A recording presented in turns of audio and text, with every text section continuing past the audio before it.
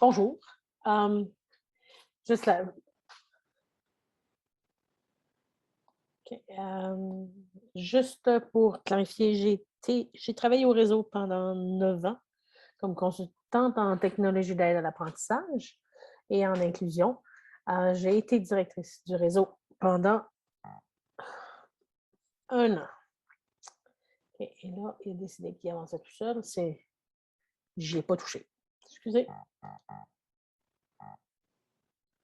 OK. On va Bon, on va reprendre ça. Désolée.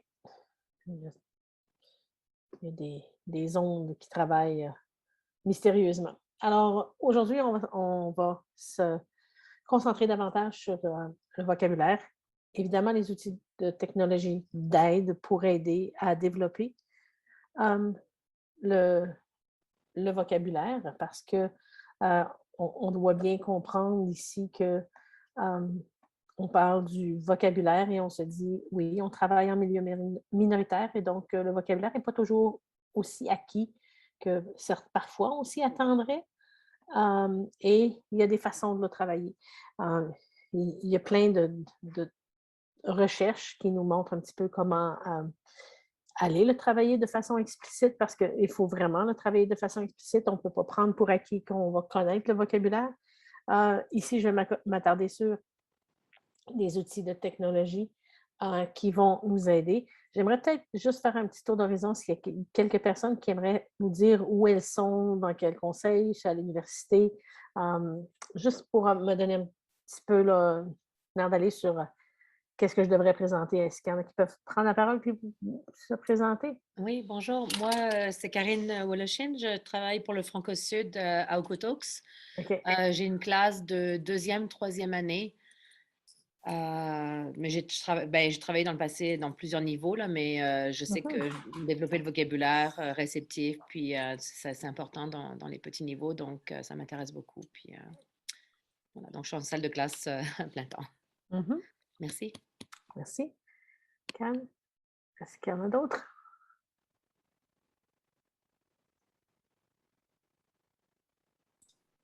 Bonjour, je m'appelle Kama. Est-ce que vous m'entendez? Oui. OK. Je travaille à l'école de Vérandrie comme aide-élève. Enfin, avec l'expérience de travail de plusieurs années, je travaille à plusieurs niveaux aussi. Donc, je pense que c'est important d'avoir de l'aide pour certains enfants qui viennent de milieux différents pour essayer de les aider à avoir un peu plus de vocabulaire de tous les jours. OK. Merci. Hello. Allô? Oui, bonjour. Oui. Angela Mani, je viens du campus Saint-Jean. Je suis en dernière année d'élémentaire, au bac élémentaire, pardon. Je suis en stage, à mon premier stage en 3e année. Donc, OK. un peu plus. Parfait. Est-ce qu'il y en a d'autres juste pour...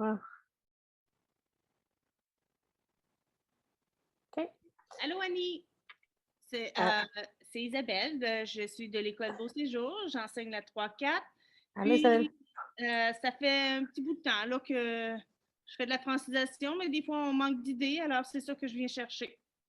Bien, j'espère que je vais avoir une petite réponse dans tes questions. Il y a quand même plusieurs facettes à tout ça. Puis oui, c'est vrai que c'est la francisation, mais c'est aussi l'affaire de toute la classe.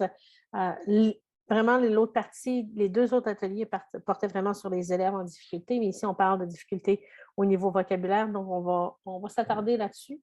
Je suis bien à la bonne classe pour faire avancer. Alors, bonjour. Bonjour. Oui, je suis dans le conseil scolaire Centre-Est et j'ai un triple niveau 4, 5, 6 dans une petite école, dont 3 élèves qui ont commencé le français l'année dernière.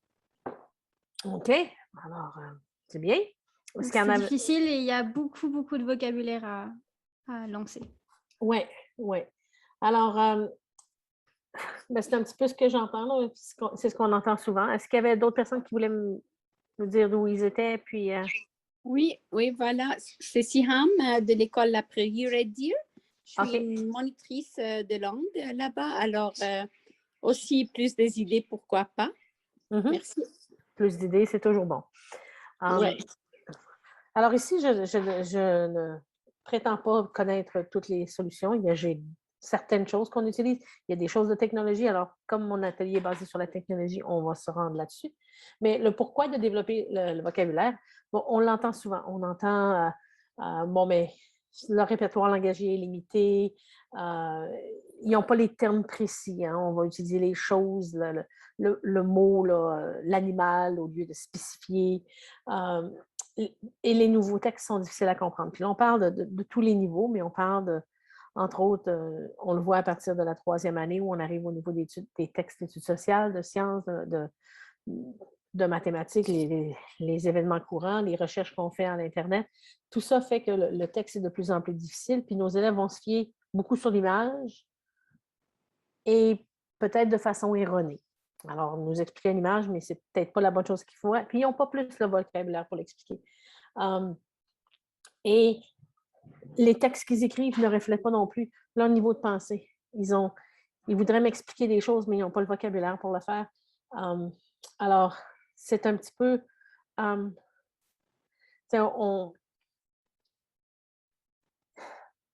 on dit que, bon, on parle de l'utilisation de mots, des listes de mots que les élèves doivent mémoriser à la maison. C'est très répandu, mais il y a plein de recherches récentes qui disent que le vocabulaire gagnerait à faire l'objet d'un enseignement explicite et pluridimensionnel dans tous les niveaux.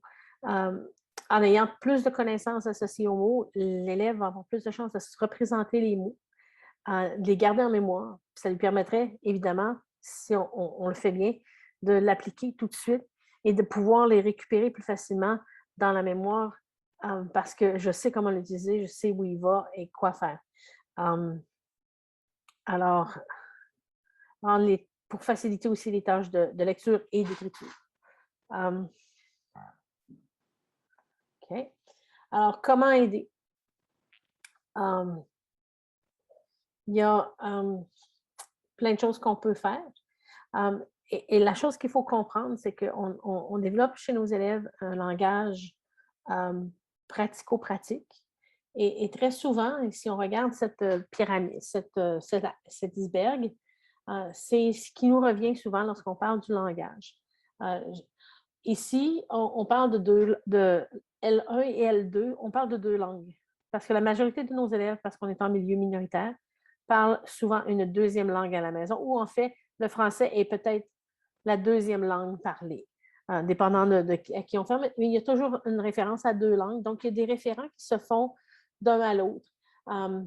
C'est les aspects langagiers de surface. Donc, c'est la communication tous les jours. Bonjour, comment ça va? Ça va bien, merci. Quelle est la température? Ce petit langage qu'on développe de surface, c'est des processus cognitifs qui sont très peu exigeants. Oui, pour les développer, mais éventuellement, on ne va pas aller plus loin. Ça requiert une compétence en langue de communication. Donc, c'est vraiment au niveau de l'oral de ce côté-là. Et permet aussi un développement du bilinguisme fonctionnel. Et quand on parle de fonctionnel, c'est exactement d'être capable de fonctionner, mais ce qui manque et ce qu'on dit de ce qui manque, c'est la partie en dessous. C'est les compétences communes sous-jacentes ou les compétences qu'ils appellent académiques. Par contre, le mot académique est assez discuté. J'aime bien le commun sous-jacent. Ça représente les habilités, les concepts, les stratégies qui sont communes entre les langues. Et parfois, j'ai une discussion avec une collègue qui a fait justement sa maîtrise sur l'enseignement du vocabulaire qui me disait que parfois un élève va faire une association, on lui apprend un nouveau mot en français, il va faire l'association au mot en anglais et on n'a pas à le brimer là-dedans. Mais tout simplement de dire oui, c'est comme ça que tu le fais. Et alors, voici l'utilisation de ce mot-là dans la langue que nous, on l'utilise. Mais ça peut très, très bien arriver que le premier, si l'élève a déjà cette connaissance du mot dans une autre langue, il sait ce que c'est. Donc, pour lui, Il a juste à associer le mot à son mot anglais qu'il connaît et tout le vocabulaire qui vient avec, tout le processus cognitif qui vient avec ce mot-là, il l'a déjà. Et c'est beaucoup plus exigeant, ce qui fait qu'on a vraiment besoin d'y travailler. Et on parle d'une compétence de langue en scolarisation. Donc, c'est le niveau académique, c'est le sujet. Et bon, ça permet évidemment le développement de la bilittératie, donc la littératie dans les deux langues. Et on sait très bien, plus on avance en langue, plus les élèves connaissent deux langues, il y a plein de compétences qu'on apprend dans une langue qui vont se transférer. Et c'est de les aider à faire ce transfert-là. Alors, j'ai mis en lien un petit livre qui pourrait être intéressant, qui s'appelle « Le vocabulaire pour mieux lire et mieux écrire ». Et je lis mes...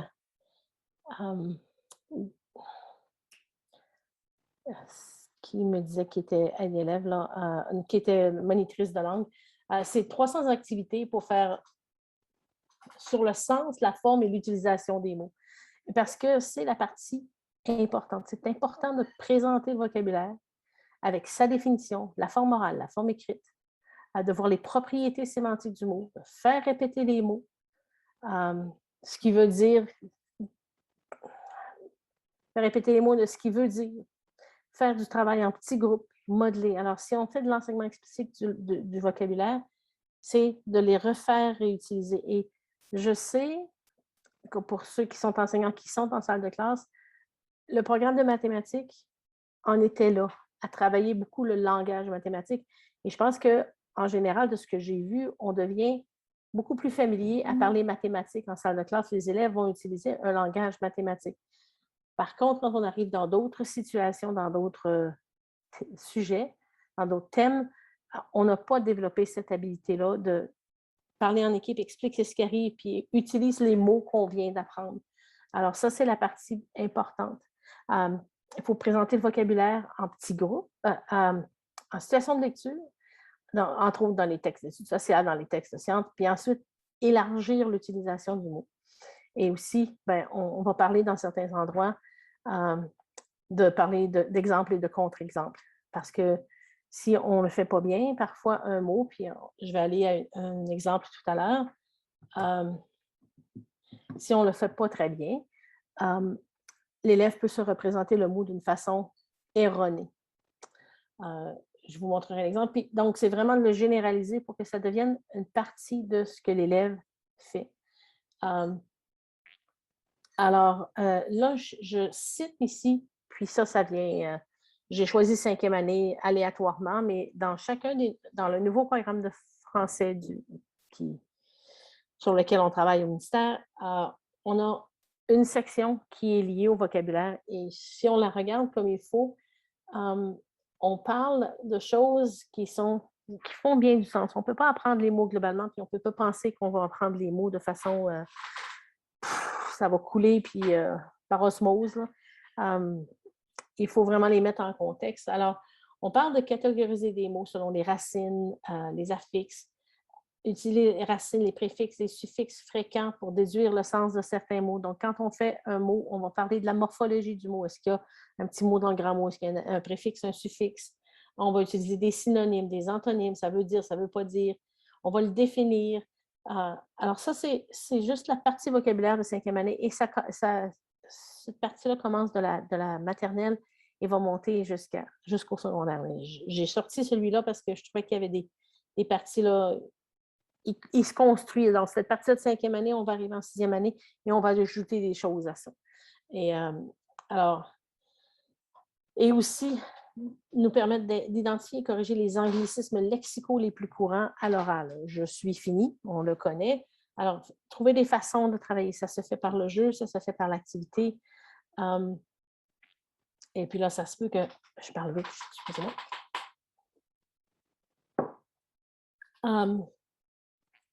S'il y a de quoi.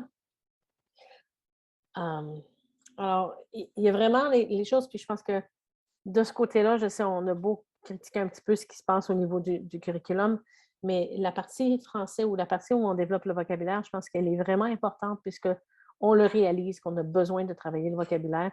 Nos élèves n'en ont pas assez et on doit le faire. Alors, je me référais avec ça et comment le faire avec la technologie.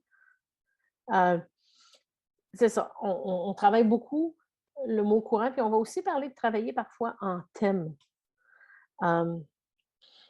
Une collègue qui travaillait beaucoup là-dessus me disait que si tu veux donner une liste de mots, fais pas des mots aléatoires, mais tu peux prendre animal, animalerie, les mots reliés qui ont la même racine, dans le fond, pour que l'enfant comprenne qu'il y a toute une série de mots qui vont dans la même excusez, le mot me manque aujourd'hui. Des mots qui s'englobent ensemble, donc l'enfant peut faire des liens avec l'animal, l'animalerie, l'animalier. Alors, c'est plus important de faire. Oui, excuse-moi. Le même sens? Oui, mais sans un même sens, mais qui font partie de la même famille, la grande famille des mots. Ah, OK. Yeah. Alors, j'y arrive, puis je vais essayer de prendre du temps là-dessus. Alors, je suis partie de comprendre la forme, le sens et l'utilisation du mot. Alors, la forme du mot, et je vais vous la présenter. J'ai utilisé le modèle de Freyer. Si vous n'êtes pas encore familier, le modèle de Freyer, c'est un qu'on a beaucoup travaillé en mathématiques, qui est celui qui vient avoir la forme des mots. Donc, c'est des activités sur les bases morphologiques, sur la multigraphémie. Donc, qu'est-ce qui est différent, comment il s'écrit pas, les sons qui sont dans le mot. Ensuite, on parle du sens du mot, qui est la recherche des synonymes, le vocabulaire en question, quels sont les mots, des indices qui peuvent nous aider à mieux comprendre le mot à travers le mot qu'on a, et l'utilisation des mots, donc comment il se met dans une phrase. Et là, on l'a dans cette excusez.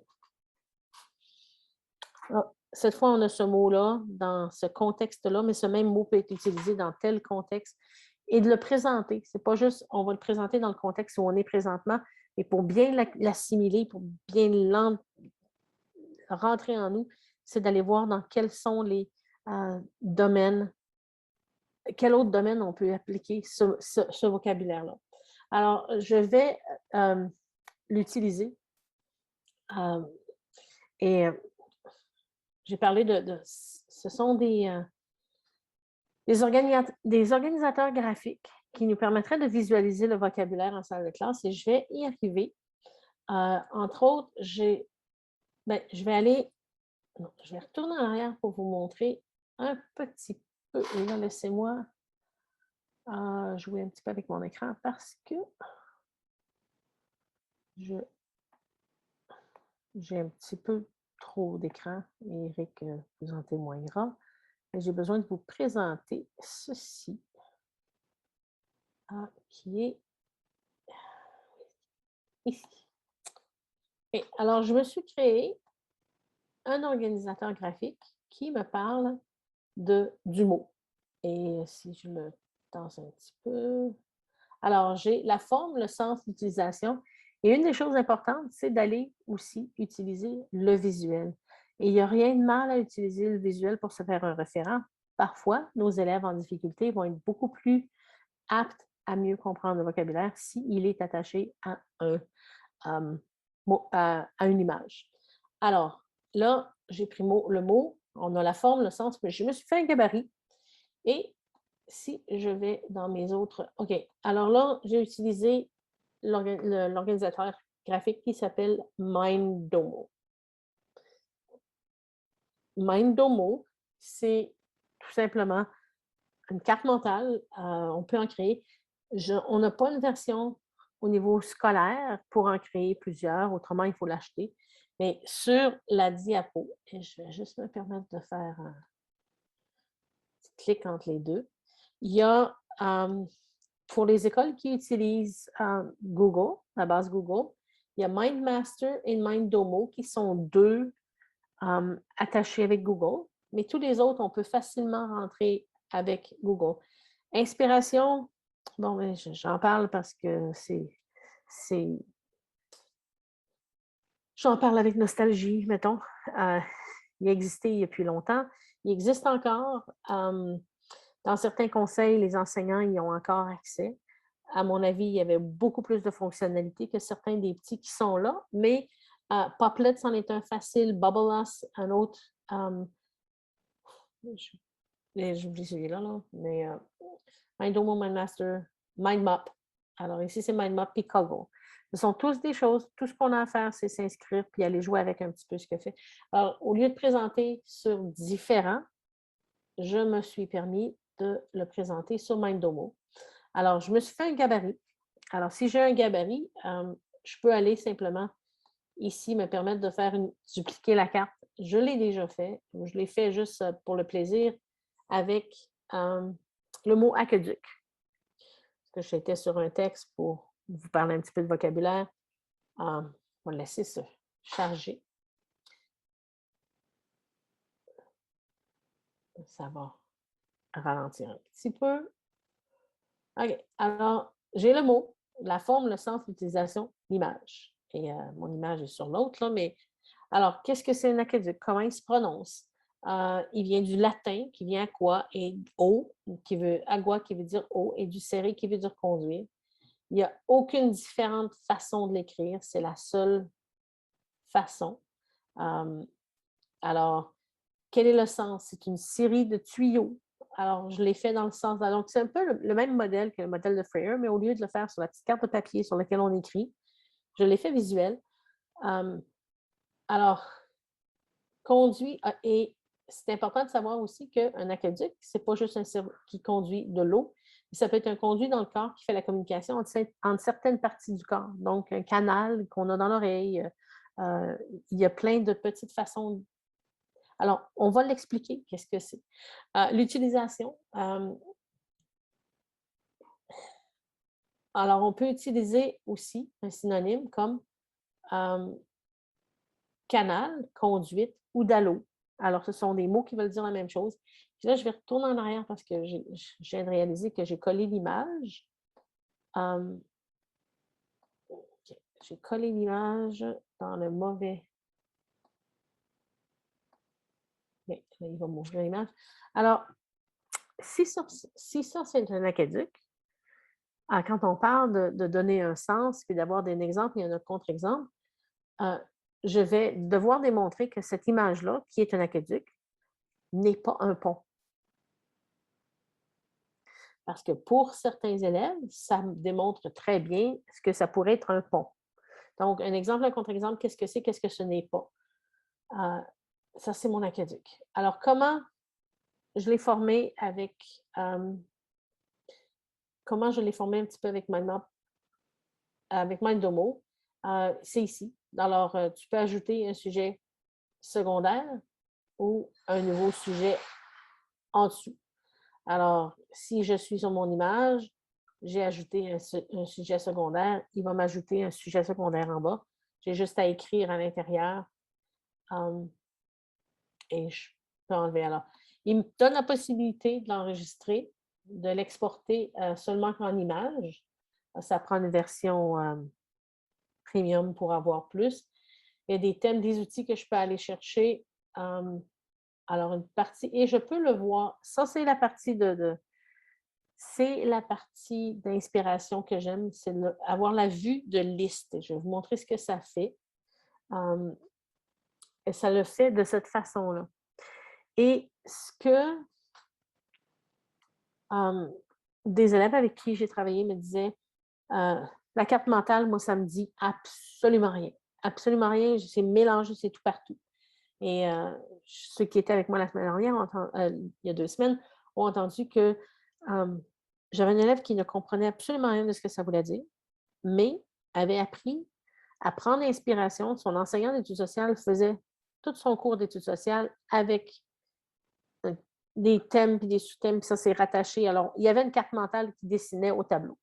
Bon, idéalement, moi, je leur ai dit, fais-le sur Inspiration, puisque l'enseignant là, ou fais-le sur une autre carte mentale électronique, comme ça, tu n'auras pas besoin à effacer, puis à ajouter, puis à enlever. Mais en tout cas, l'élève s'est dit, bien, moi, je ne comprends rien, mais je suis capable de le reproduire dans Inspiration. Fait qu'il reproduisait sa carte mentale, et à la fin, il le regardait en liste, et parce qu'il était très, très, très séquentiel, il voyait très bien qu'est-ce qu'il voulait dire par tout ça. OK? Alors, tout ce que j'ai fait ici, c'est d'aller le voir en carte. Alors, je l'ai créé en carte pour ceux qui sont visuels. Et on peut ajouter des images. Il peut me permettre d'ajouter des images. MindMaster te permet plus facilement d'ajouter des petites images si on voulait le mettre encore plus visuel. Mais il est là. Alors, il est simple à utiliser dans le sens où voilà ce que je peux faire avec. Des changements des outils, il est très simple. Alors, si je suis ici dans le sujet secondaire et que je veux un autre sujet secondaire en dessous, bien, il va aller me le faire en dessous.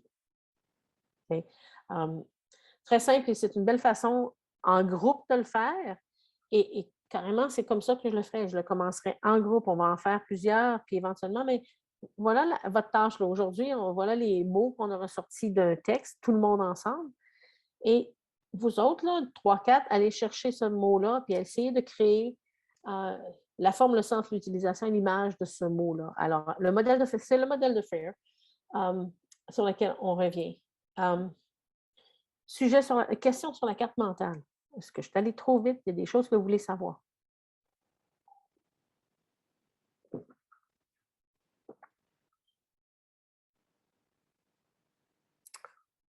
Oui?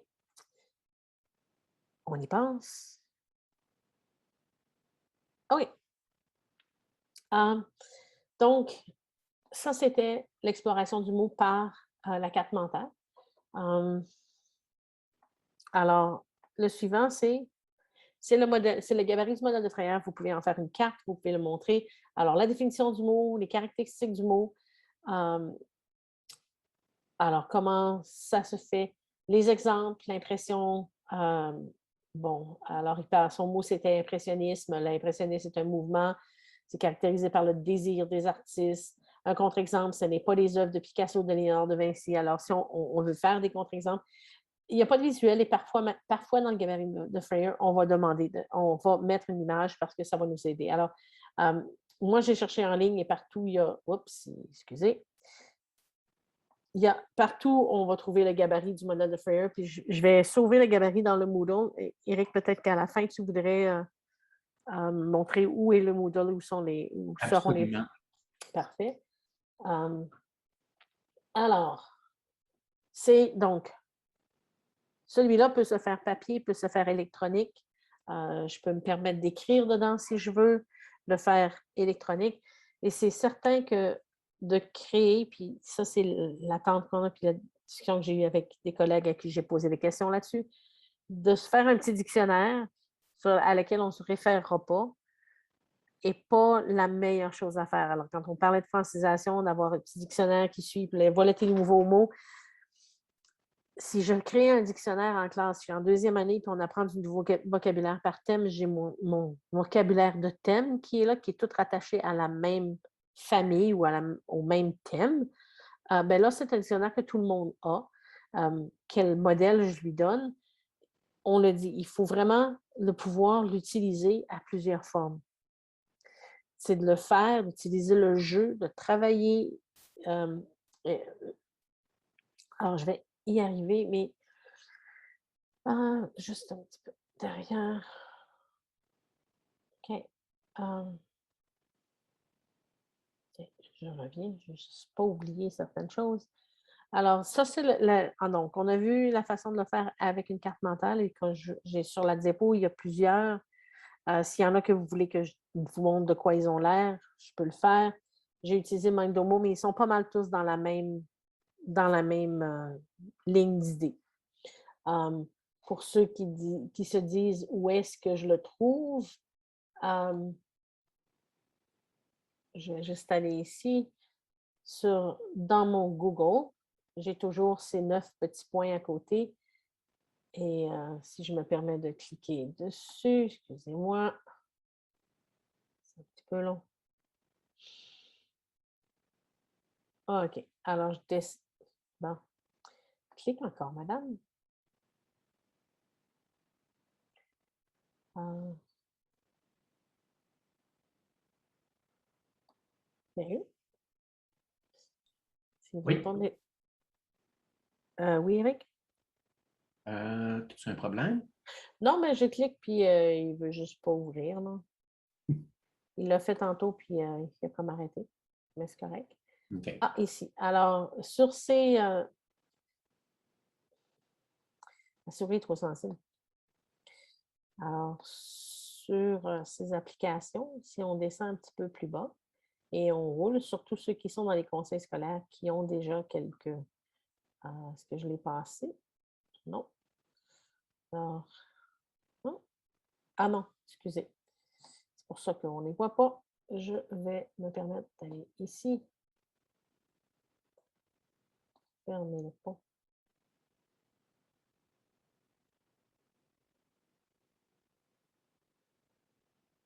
OK, je vais aller sur mes petits points.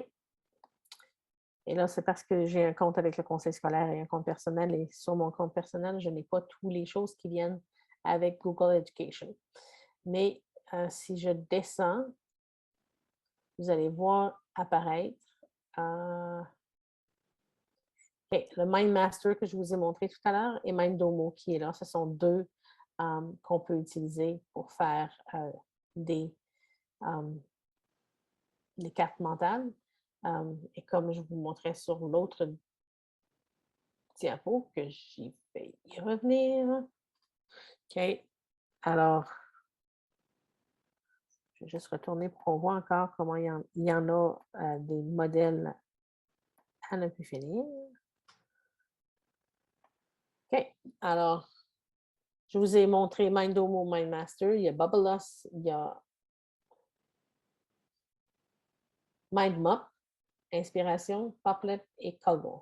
Alors, ce sont des choses, on les a vues la semaine dernière. Je suis allée vite là-dessus, mais on ne l'utilise pas assez souvent en salle de classe. Et ce que j'ai aimé de vous montrer de MindDomo, c'est la possibilité d'aller du graphique, de la carte mentale à la liste pour qu'on peut se permettre de faire du... on en montre un, on revient, on en montre un, on revient pour que nos élèves qui ne nous suivent pas dans la grande carte mentale puissent nous suivre dans la liste. On le fait en liste. Si moi, je suis plus confortable dans la liste, je peux le faire dans la liste et ensuite aller de l'autre côté. OK. Alors,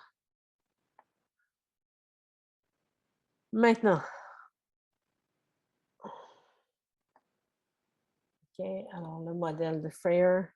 Et ensuite, il y a des outils de read-write qui nous permettent de travailler le vocabulaire. Ceux qui n'ont pas read-write, vous pouvez aller le chercher dans les outils de Chrome. Alors, je vais aller chercher en cliquant sur mes trois petits points et en ajoutant plus d'outils. Alors, je peux aller sur les extensions et ajouter plus d'outils ou je peux aller les chercher directement à partir du Chrome Web Store. Question là-dessus? On me suit? Alors, et je vais me permettre de sortir. Alors, on parle du souligneur, du collecteur de mots, du dictionnaire visuel et de liste des mots dans un texte précis. On va parler de ceci quand je vais aller sur cette partie-là. Alors, je vais juste vous montrer les outils. Alors, quand je vous parlais tout à l'heure du dictionnaire, j'ai le dictionnaire qui est ici. J'ai le dictionnaire illustré. Alors, je suis dans un document quelconque ici. Alors, je cherche le mot. Tiens, je vais prendre climatique. Je le surligne. Je vais cliquer sur le dictionnaire et il me donne la définition du mot. Bon, un élève ne peut peut-être pas comprendre la définition du mot, mais il peut se la faire lire, la définition du mot. Okay? Il clique sur le petit point et ça lui lit la définition. Pour le même mot, je peux aller aussi chercher l'image. Alors, il n'y a pas d'image correspondant à ça. Donc, mais Google est un bon site d'image avec un mot précis. Et alors, les autres outils dont je vous ai parlé, et j'aime moins en parler parce que j'aime bien développer chez l'élève le sens. Notre identité est façonnée par plusieurs facteurs. OK, excusez-moi. Créer une présentation vite. OK. Alors, je vais cliquer rapidement sur quelque chose. Mais alors, ce que je voulais dire, c'est que dans cette partie ici, par exemple, je cherche le mot rivière. Alors, je donnerai un texte comme ça à mes élèves en disant, bien, on va tous y aller ensemble. Je vais vous le partager, puis vous allez aller me surligner. Alors, je vais aller peut-être les mettre en gros, je veux dire, ce petit groupe-là, vous me surlignez en jaune, vous me surlignez en vert, en bleu, en rose. Et allez surligner les mots que vous ne connaissez pas, qui vous empêchent de comprendre ce que vous lisez. Alors, peut-être que nos élèves vont dire « façonner », c'est un mot que je ne connais pas. Je vais le souligner en jaune, ça c'est mon équipe jaune.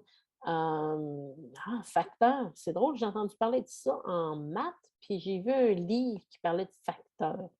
On va voir, c'est peut-être quelque chose. Relief, ça, relief, là, je ne comprends pas. C'est un nouveau mot. Alors, je vais le surligner. Bon, quel autre mot qui... climatique, il me dérange, fait que je vais quand même aller le chercher. Mettre en rose. Ah, ressources naturelles. Je ne sais pas s'il va me donner ressources naturelles. On va essayer. Alors, là, j'ai choisi des mots. OK. Je vais essayer de surligner. Il y a ce qu'on appelle un collecteur de mots. Ce qu'il va faire, c'est qu'il va rassembler et il va créer simplement une liste de mots. Je vais vous montrer ce que ça fait. Alors, est-ce que je veux collectionner tous les mots? Alors, si je le faisais en équipe, je pourrais dire, bon, mais l'équipe des jaunes, voici les mots que vous avez. L'équipe des roses, et on se va faire une liste ensuite. Mais on peut toutes les prendre tout d'un coup et il va créer un document. On va le laisser se créer. C'est habituellement pas très long, peut-être un peu plus long parce que...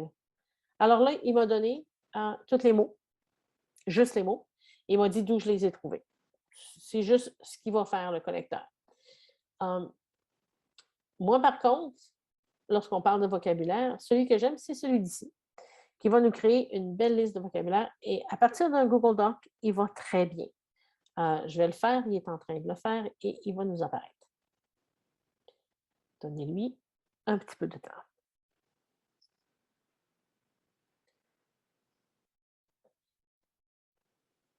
Alors voilà.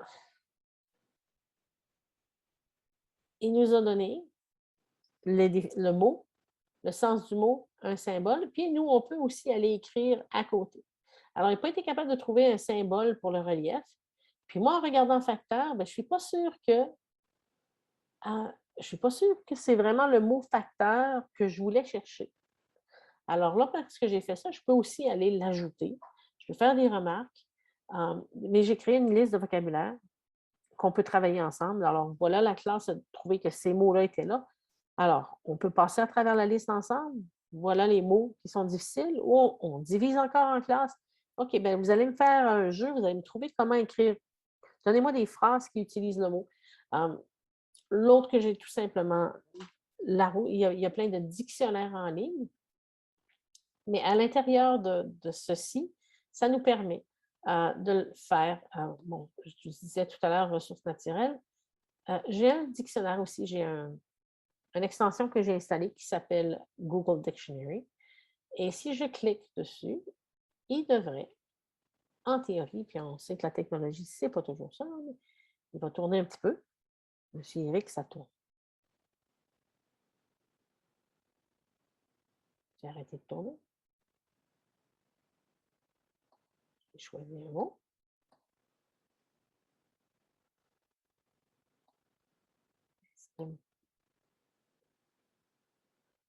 Ah ouais, bon. Juste parce que. Ressources. Dictionnaire. Alors, je pourrais taper ressources.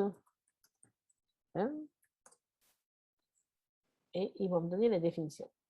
Et là, c'est à moi de déterminer. Parfois, il va me donner la définition en anglais ou en français. Il cherche. Alors, il va dans le dictionnaire, il va dans l'Internet et il va aller le chercher.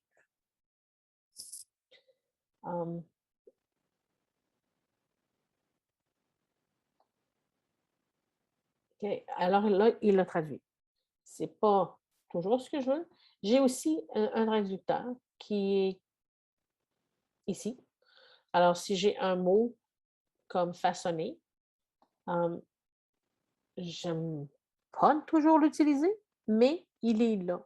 Et pour certains élèves qui ont quand même un vocabulaire anglais ou un vocabulaire d'une autre langue bien développé, il y a une façon rapide d'aller dire « Ah, c'était le mot que je pensais » et ensuite on l'exploite. Ce n'est pas quelque chose que je vais demander à l'élève de faire en salle de classe, mais c'est un outil que l'élève peut faire. Je préfère ça à l'élève qui va aller prendre tout le texte et qui va le mettre dans Google Translate. Alors, on montre à l'élève que oui, quand on lit en français, ça peut arriver qu'il y ait un mot qui nous dérange, qu'on ne comprend pas. Mais au lieu d'aller mettre tout le texte dans Google Translate puis avoir perdu un paquet du sens du mot, tu peux tout simplement aller traduire le mot que tu dis. Je pense que c'est ça que ça veut dire. Alors, tout à l'heure, on avait facteur et là, il nous donne mailman, postman, factor. Qu'est-ce que ça veut dire, factor? Alors, c'est pas clair. Alors, à ce moment-là, c'est peut-être vraiment un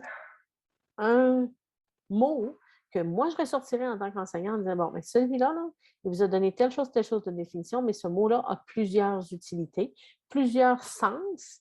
Alors, travaillons les différents sens de ce mot-là pour que l'enfant puisse faire des connexions et dire, OK, en mathématiques, je parle du facteur quand c'est les deux facteurs qui font le produit d'une multiplication.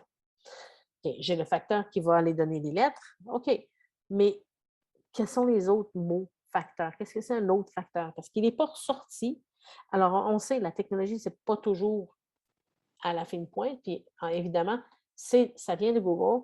Et ReadWrite, je vous dirais que les choses, ça avance à pas de géant là-dedans. C'est incroyable ce qui se passe et comment les choses changent rapidement. Mais réellement, la liste de mots, alors quand on parle d'un texte de deuxième, troisième année, la plupart des mots vont avoir facilement un sens. Plus on avance, moins ils vont en avoir. Mais alors, cette liste de mots-là, elle est vraiment intéressante. Alors, moi, je l'ai fait cette fois-ci à partir d'un document Google Doc. Et je suis allée plus tard et j'étais convaincue de l'avoir vu, mais ReadWrite a changé son outil de lecteur de PDF. Et je sais que dans l'autre lecteur de PDF qu'on avait, Open with ReadWrite, puis c'était, le mot m'échappe, mais maintenant, ils sont rendus avec Orbit. Et Orbit ne le fait pas. Il me donne mes mots, il me donne l'impression qu'il peut me faire une liste de mots, de vocabulaire. Et si je clique dessus, il fait absolument rien. Et si vous avez vu, j'ai une liste de mots surlignés et il me donne absolument rien. Donc, Orbit n'a pas compris encore que ReadWrite faisait cet outil-là. Par contre, si je vais dans un site Internet, si je vais à l'intérieur d'un site Internet et que je veux me permettre d'utiliser mes outils de ReadWrite, on va me donner le temps de se remettre à jour. Alors, mes outils de ReadWrite, c'est ma petite pièce de casse-tête qui est là, qui est installée, qui est la majorité des conseils. Je crois au Centre-Est, que c'est ReadWrite que vous avez. Je crois que j'ai 2 amis du Centre-Est. Est-ce que vous avez ReadWrite ou vous utilisez WordQ?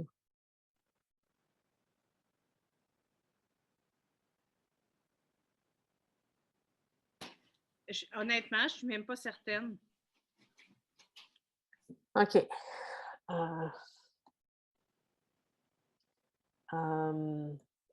Je sais qu'au Nord-Ouest, on a WordQ. Je sais qu'à Centre-Est, on a WordQ, mais les élèves le trouvent difficile à l'utilisation. Ah, vraiment? Oui. Yeah. WordQ,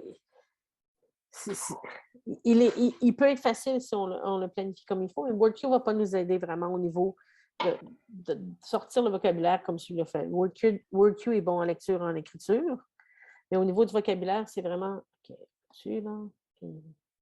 C'est exactement ça, c'est juste lecture et écriture et il n'y a pas de le dictionnaire intégré est moyen et puis quand il cherche des mots, c'est aussi plus difficile, je trouve. Oui, et ça dépend de l'élève, ça dépend des besoins parce que WordQ n'est quand même pas aussi phonétique. ReadWrite n'est pas phonétique, mais la partie de ReadWrite avec les mots, c'est avec les crayons, c'est déjà... OK. Je vais tout simplement aller sur une autre page, voir si ils vont me donner... OK, il a décidé qu'il fait ça, là. Moi, ce que j'ai essayé d'utiliser, par exemple, c'est Lexibar à un moment donné. Oui.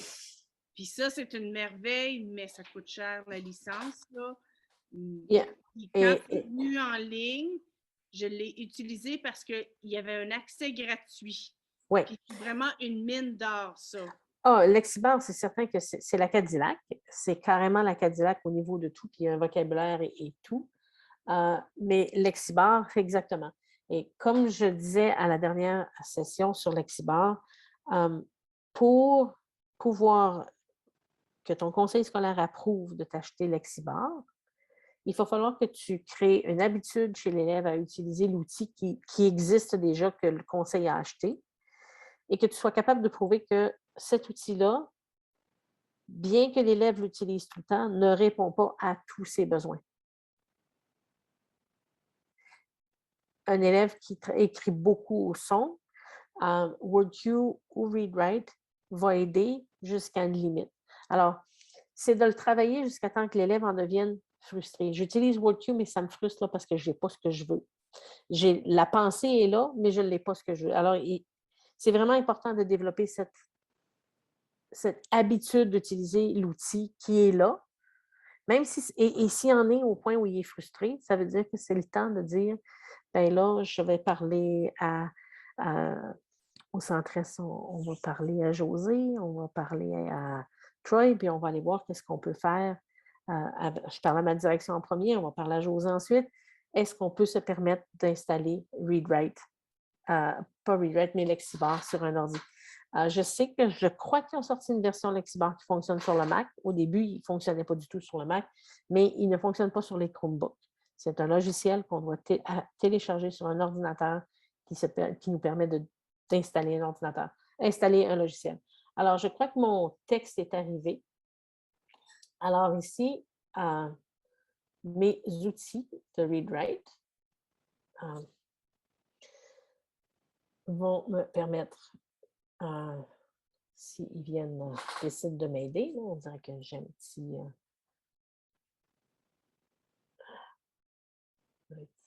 outil. Ah ben, la roue tourne. Excusez. On me dit que ce n'est pas un ordinateur, c'est un ordinosaure. Mais jusqu'à maintenant, il fonctionne. Alors, théoriquement, si je cliquais sur mes petits outils, il devrait apparaître.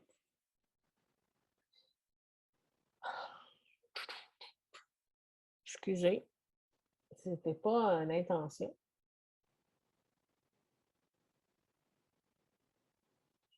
Ah, et voilà. Alors, quelques outils si on manque de vocabulaire, mais ici, là, je vais aller chercher mes textes, puis je vais les surligner. J'ai le marqueur jaune, je vais surligner un mot. Bon, je vais souligner le mot aqueduc. Je peux m'amuser avec les différentes couleurs si je veux. J'aime le mot. Ben oui. Excusez. J'aime le mot canalisation, alors je vais surligner canalisation. Viens avec moi, petit. Je vais le mettre en couleur.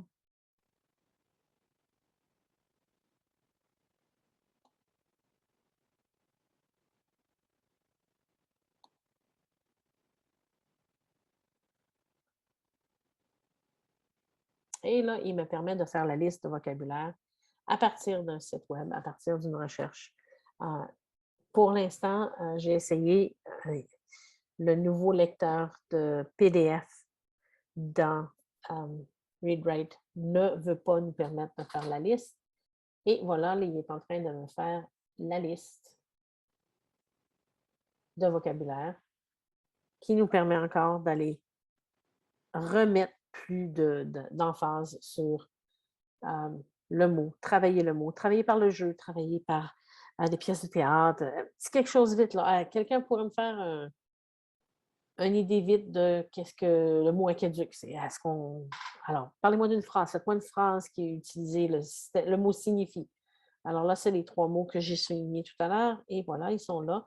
Il n'y a pas trouvé de symbole, mais moi, je peux, comme élève ou comme enseignant, aller chercher, là, il est peut-être encore en train d'en chercher, mais aller chercher les mots de vocabulaire qui se rattachent ou les images qui se rattachent. Ah, bien, il y en a quelques-uns.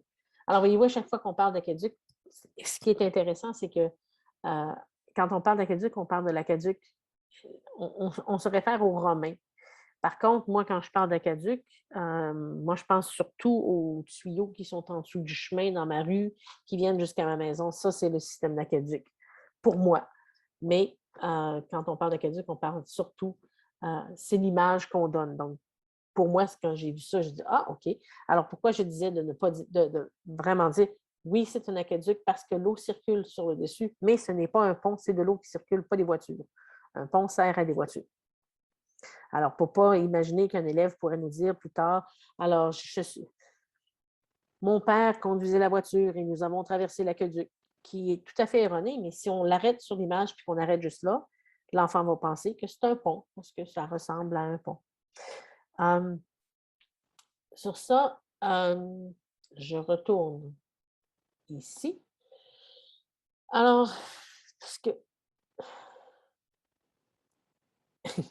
oui, n'ayez pas peur d'ennuyer les élèves avec le développement du vocabulaire. Mais dans le fond, c'est de créer une routine. C'est de constamment le faire, de faire du rappel. Hey, vous vous rappelez, là, aujourd'hui, on va discuter de ça, mais vous vous rappelez des mots qu'on a vus? Je veux que quand je me passe dans la classe et que je vous entends dans les petits groupes, j'entende ces mots-là. Qui va m'utiliser ces mots-là? Utiliser le jeu, utiliser l'oral, créer du visuel. C'est le plus important pour développer. Travailler par thème. Alors, quand je parle d'un texte, ben, si j'ai un texte, j'ai un thème. Si je parle de l'eau puis de la conservation de l'eau, je vais avoir tout le vocabulaire qui est relié à ça. Je parle d'Halloween qui s'en vient dans certaines écoles, mais s'il y a un thème d'Halloween et à chaque année, il n'y a rien qui nous empêche d'élaborer avec du vocabulaire de plus en plus avancé ou prendre des dérivés de certains des mots qu'on connaît. Je continue. Alors, je vous ai mis des liens. Il va avancer, là. Alors, quelques endroits où on parle de comment travailler la lecture, des approches nouvelles, des endroits où j'allais chercher ces informations-là. Je vais en mettre plusieurs sur le Moodle, mais je n'ai pas ce livre. Je serais allée me le chercher si j'avais pu. Mais à mon avis, j'ai lu plusieurs parties. Il y a des activités de jeu dedans. Il y a plein d'activités qui viennent. Si vous ne l'avez pas, jetez un coup d'œil, allez voir. Peut-être qu'attendre. Je ne vous dirai pas d'attendre au congrès parce que comme le congrès est virtuel, vous n'aurez pas le salon des exposants, sauf virtuel. Mais allez le voir. Ça vaut peut-être le coup d'acheter au moins une copie pour l'école avant de voir qu'est-ce qu'il y en a. Mais surtout au niveau de programme de langue, d'aide, de francisation, j'irai vraiment aller chercher, si je n'ai pas ce livre-là, aller vraiment chercher quelque chose qui pourrait m'aider. Puis plus j'ai d'idées d'activités, moi je pensais vous en donner quelques-unes avec la technologie. ReadWrite, il y a des outils pour nous aider à développer la technologie et c'est ça. Avant de passer la parole à Eric qui va vous montrer le Moodle, je voulais vous remercier et aussi vous rappeler que vous avez reçu le lien pour l'évaluation de la session. Et s'il vous plaît, le remplir. Et si vous avez des questions, je suis là. Et cette fois, je n'ai pas écrit mon adresse courriel, mais j'irai la mettre avant de mettre. Je vais mettre la présentation. La vidéo va être sur le Moodle. Cette présentation-là en PDF va être sur le Moodle. Je vais ajouter, avant de la mettre sur le Moodle, mon adresse courriel. Si vous avez des questions, n'hésitez pas, posez-moi les questions. Je suis disponible. C'est pour ça les formations. C'est pas juste pour rester sur « Ah, mais je voulais… » Non, si tu voulais savoir s'il y a quelque chose que tu veux, n'hésite pas, appelle-moi ou envoie-moi un courriel, puis on se contacte. Éric, à toi. Au nom du consortium, merci beaucoup, Annie.